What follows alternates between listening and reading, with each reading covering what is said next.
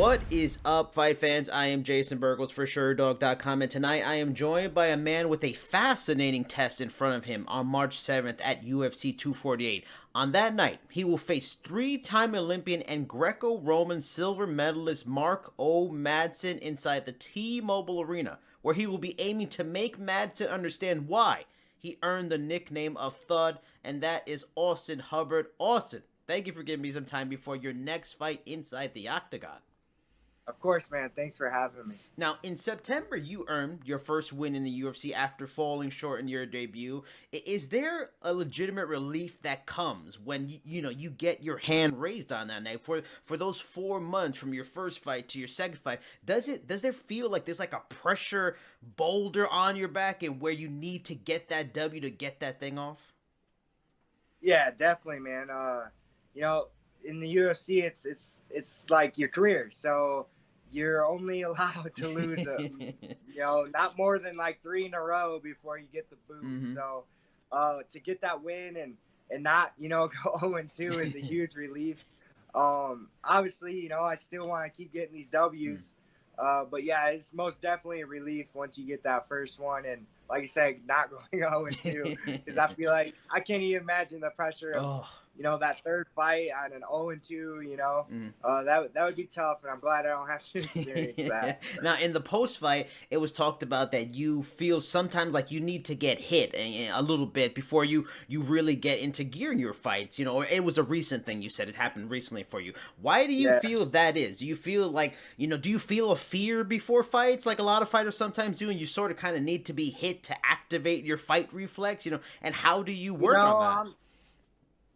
I'm not real sure. The biggest thing I think I attribute that to is before I got to the UFC, I've had 6 title fights. So it's just like a different pace, man. Right. And to adjust to that 3-round pace, I really I've been working hard to, try and figure that out because, like I said before, I was so used to 5-round fights.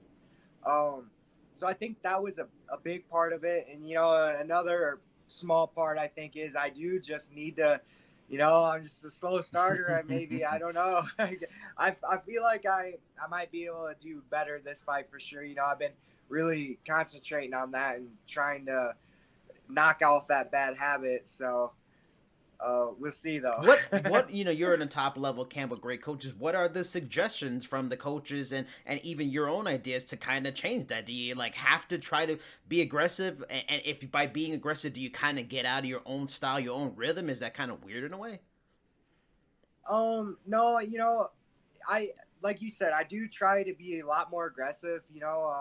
I try to make sure because I usually always spar 5-6 rounds. Okay. Like I'm always getting a lot of work in.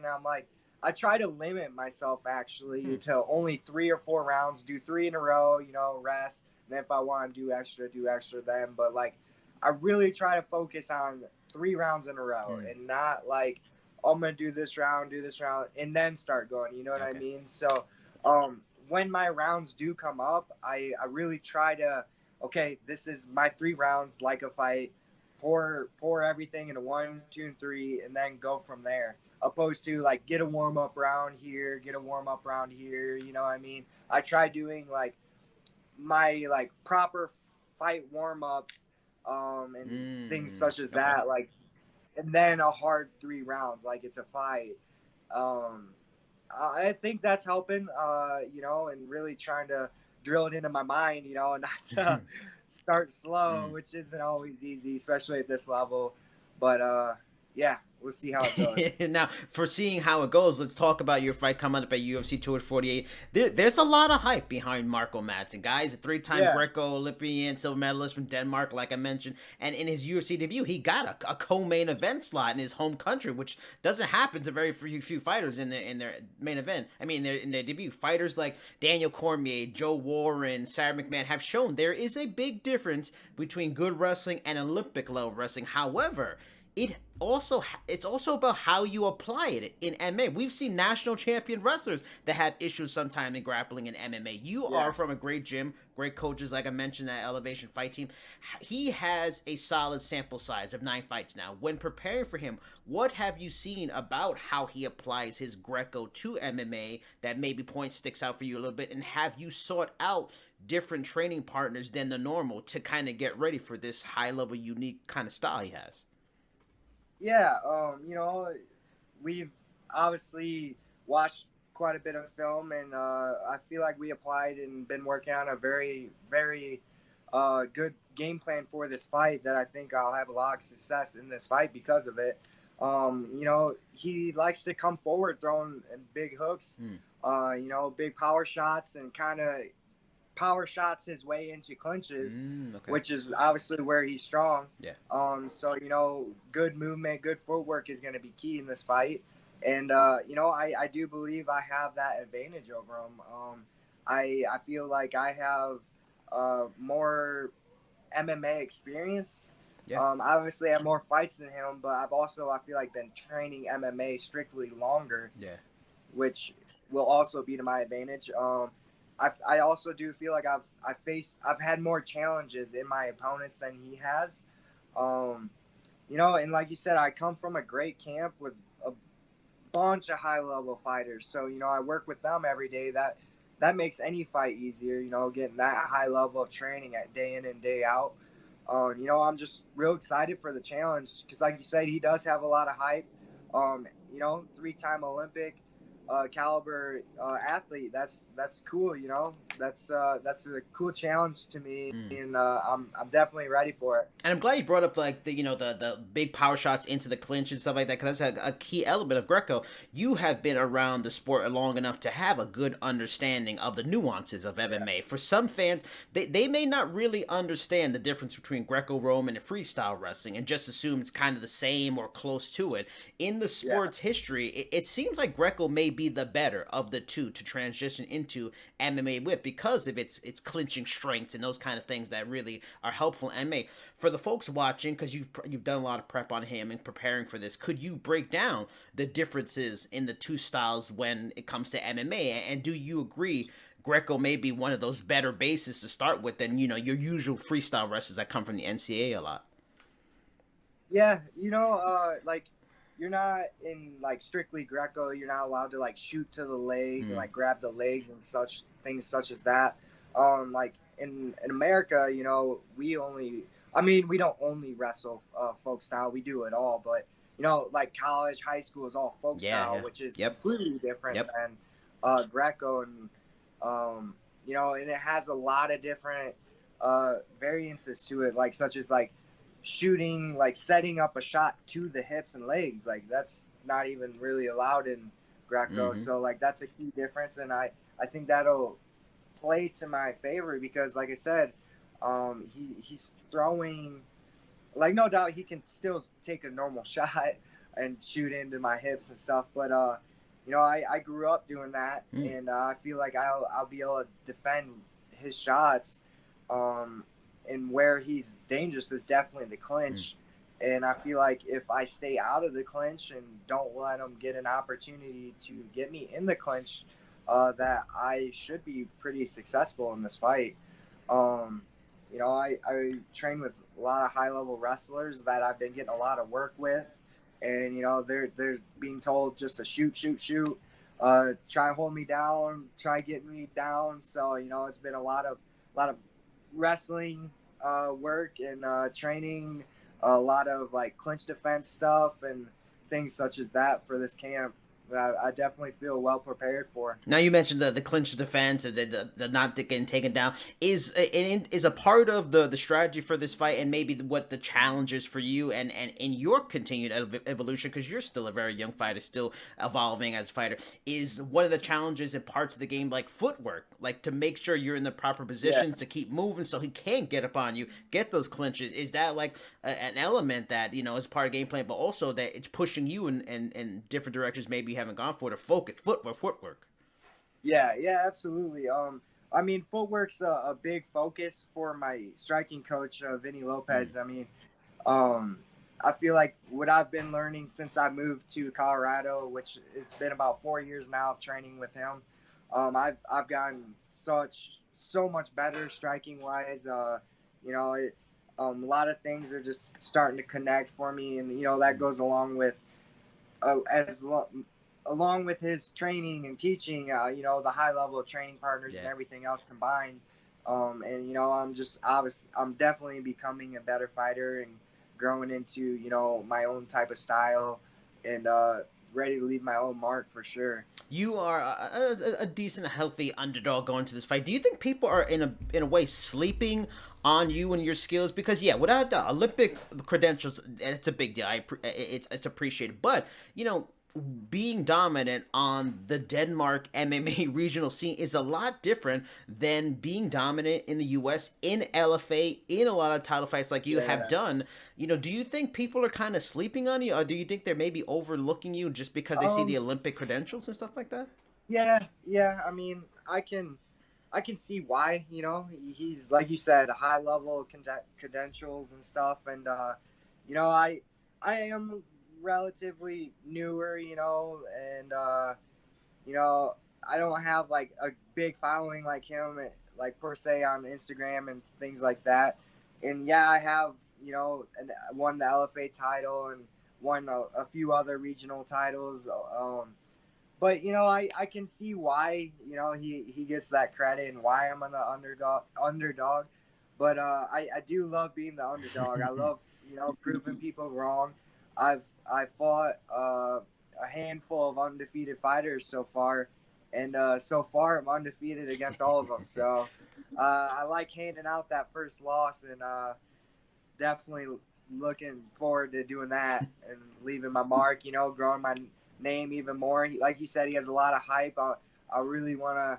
You know, I feel like this is a perfect opportunity. You know, the spotlight's on him.